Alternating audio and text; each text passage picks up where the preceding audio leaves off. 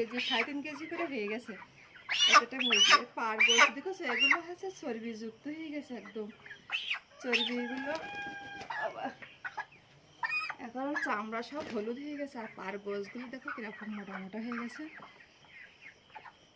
আমাদের এই সাতক্ষীরা জেলার মুরগিগুলো খেতে কিন্তু খুব সুস্বাদু। যারা নিয়ে যায় তারাও বলে যে বৌদির মুরগির বলে বডিগুলো ভালো।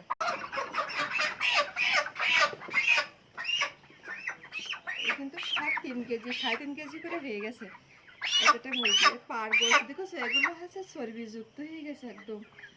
চর্বিগুলো আবার এখন চামড়া সব হলুদ হয়ে গেছে, আর পার গোছগুলো দেখো কিরকম মোটা মোটা হয়ে গেছে। আমাদের এই সাতক্ষীরা জেলার মুরগিগুলো খেতে কিন্তু খুব সুস্বাদু। যারা নিয়ে যায় তারাও বলে যে বৌদির মুরগির বলে বডিগুলো ভালো।